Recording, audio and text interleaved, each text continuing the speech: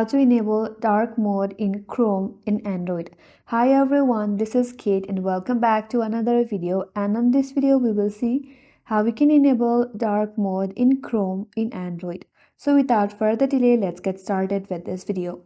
Before we start, first of all, make sure that your Chrome application is up to date. So in order to check that, open a Play Store in your device. Tap on the search icon from the bottom right corner and in the search bar, search for Chrome application. Here, make sure your Chrome application is updated. If you find an update option, tap on it.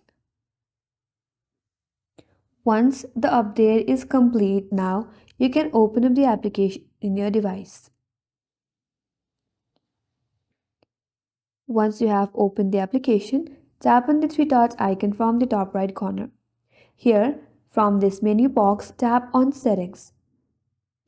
Once you're on the Settings, scroll down and on the Basics section, there you will find option as Theme just below the Notifications.